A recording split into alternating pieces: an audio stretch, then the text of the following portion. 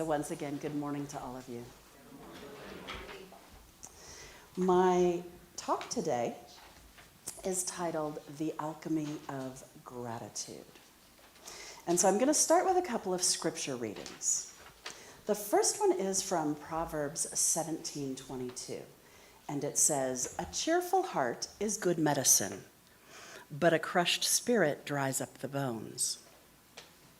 In Philippians 4:8, we read, "Finally, brothers and sisters, whatever is true, whatever is noble, whatever is right, whatever is pure, whatever is lovely, whatever is admirable, if anything is excellent or praiseworthy, think about such things." Alchemy is the ancient practice of turning base metal into gold. But what if I told you that each of us holds an inner power of alchemy that can transform our base emotions of sorrow, anger, and fear into the spiritual gold of joy, peace, and deep unconditional love? How is this possible, you might ask? It is possible through the law of vibration. You see, everything in the universe vibrates, from the stars above us to the cells deep within us. Our thoughts, our emotions, even our intentions, all carry a vibration. And what we send out comes back to us. Think of it as an echo from the divine. Today, I would like to invite you to explore with me how gratitude, yes, simple, powerful gratitude, can become the sacred tuning fork for our lives. We're going to look at 3 different spiritual truths.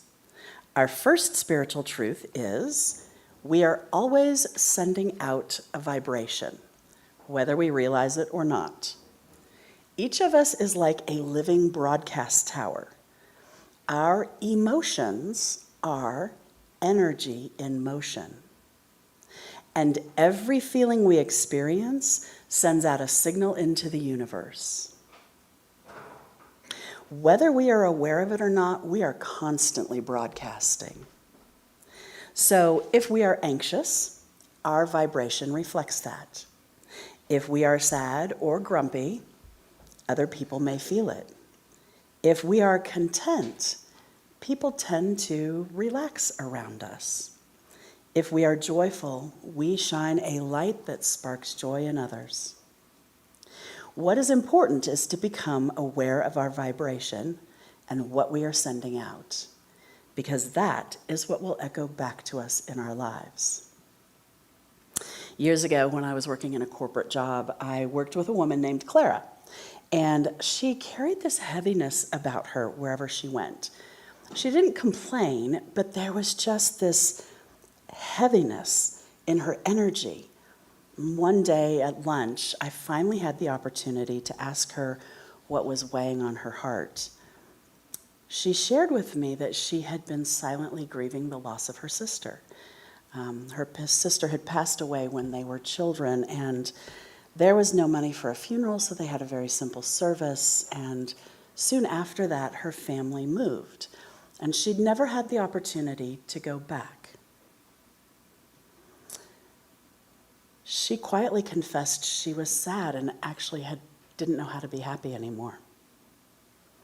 What Clara didn't realize was that her grief had become her dominant vibration, shaping her relationships, impacting her health, and even stifling opportunities.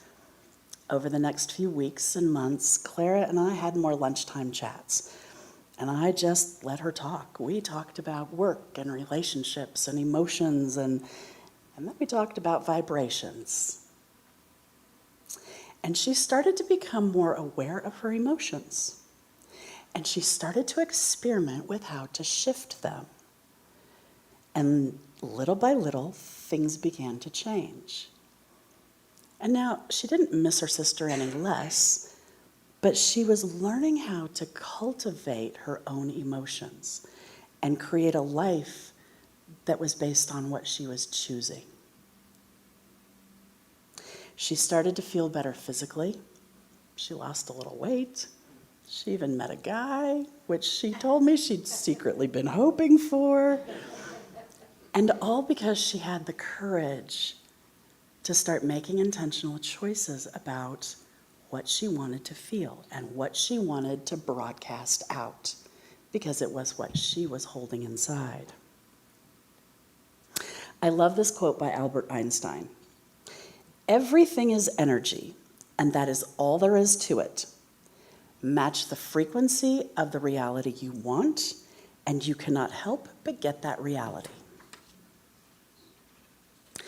So that brings us to spiritual truth number 2. We can consciously change our vibration by choosing our emotions. I find this to be a very empowering truth, because we are not victims of our emotional state. We are in charge. We can't always control what happens to us or around us, but we can control what happens inside us. We can control how we respond. And this is where our spiritual sovereignty resides. We can make intentional choices, which means we have the power of alchemy. Our grief can give way to gratitude. Our anger can soften into grace. Our fear can open the door to faith and trust. My friend Mitch lost his job unexpectedly.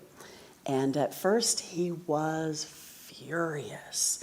He walked around the house. Why me? Why me? I did nothing wrong. I have been wronged.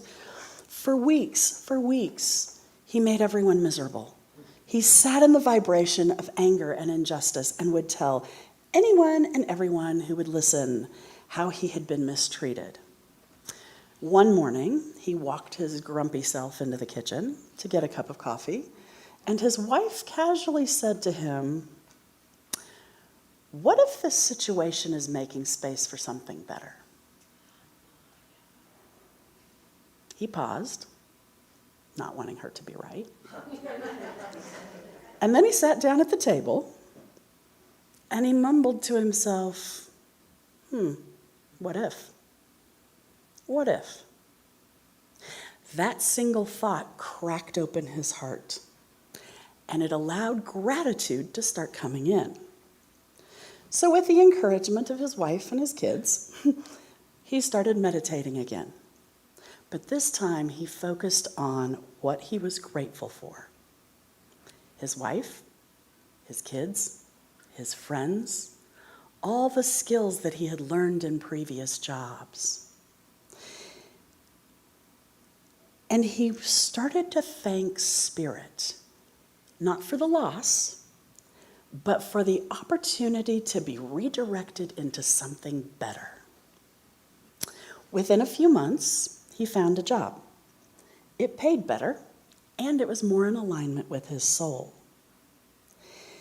This is a job he never would have found if he had still been stuck with the other company. I love this quote by Marianne Williamson. She says, "You cannot feel grateful and fearful at the same time. Gratitude is the bridge from fear to love." And that brings us to spiritual truth number 3. By choosing our emotional vibration, we can create a life we love living. Now, this is the true miracle of spiritual alchemy. When we learn to consciously choose our vibration, not just once, but moment by moment, we begin to shape our lives, not by default, but by co-creating with the divine. Gratitude is not just a good feeling. Here's the secret. It's a creative force. It harmonizes, it amplifies, and it magnetizes us. For years, I have kept a journal, a gratitude journal, by my bed, and I know others do this also. Every night, even on the hardest days, I write 3 things I am grateful for. And I admit, there have been some nights that all I could muster was, I am grateful for my pillow, I'm grateful I had clean socks today, and I'm grateful that there was sunshine I could stand in. And then there were other nights where I couldn't pick just 3. And so I would write really small and put 6 or 8 on those 3 lines because it had been a spectacular day of gratitude. And for me, that practice has become an internal rhythm and a reminder that no matter how awful or how amazing a day is, there is always something I can be grateful for. It also reminds me to be conscious and aware of my vibration and to remember how important it is to cultivate my emotions and not just let them run on their own. Now, am I perfect at this practice? No, I am not. I am still very much a work in progress. But I do know that when I stand in grace and gratitude, not only does my life feel better, it functions better. It is amazing to me how situations can shift and change. Unexpected doors open, people show up, ideas begin to flow, and things miraculously start falling into place. And it doesn't always happen overnight. Sometimes it's that gentle, consistent effort like growing a garden. You decide what you want to grow. You plant some seeds, you water, you nurture. Okay, yes, I admit, I sing to my plants and I talk to them. It works. And things start to grow. And then you pull some weeds because, you got to keep the garden tidy. And then it starts to harvest, and you enjoy that harvest. And then when it's time, you till the soil and you plant more seeds. The Dalai Lama has a couple of quotes that I really like that relate to both gardening and gratefulness. The roots of all goodness lie in the soil of appreciation for goodness. And when you are grateful, you act out of a sense of enough and not of scarcity. So I would encourage you to think about this today. What is your vibration today in this moment? And what is the emotion that is shaping the frequency of your life right now? And please keep in mind, there is no shame in any feeling that you are feeling. Emotions and feelings are simply data points for us. They are feedback. So when you are feeling emotions such as sadness or frustration or anger or joy, remember every single one of these emotions is a sacred, human, holy emotion. And they are given to us to help us navigate this journey of self-awakening. And so what do you do if you're sitting in an emotion that you don't particularly care to stay in? What if, just for a moment, you take a breath and you let go of the tightness in your chest and you relax just a little? You take a breath and you let the ache in your heart soften just a bit. You allow the frustrations in your mind to float to the floor, just for a moment. And in the space you just created, you have the ability to choose a feeling that lifts your spirit, even if it lifts just a little bit. You see, gratitude is always available, not just when life feels good, but especially when it doesn't. And so please join me. Let's take a breath together. And a nice gentle exhale. And gently ask yourself, what do I want to send into the world today? What vibration do I want to cultivate that feels like home, that feels like healing, that feels like love? And whatever you choose, Let it be true. Let it be yours. Let it be sacred. Because you are a powerful creator. And your soul is an echo of the divine, standing in gratitude and joy, and ready to support you in creating a life you love living. And as we come to the end of our time together, I'd like to revisit our scripture readings. Proverbs 17:22. A cheerful heart is good medicine, but a crushed spirit dries up the bones. Let's keep our bones strong. Philippians 4:8. Finally, brothers and sisters, whatever is true, whatever is noble, whatever is right, whatever is pure, whatever is lovely, whatever is admirable, if anything is excellent or praiseworthy, think about such things. And with those scriptures in mind, I would like to offer a closing affirmation. Today, I choose gratitude. I choose to raise my vibration. I choose to create a life I love, from the inside out, echoing the divine. And so it is. Thank you.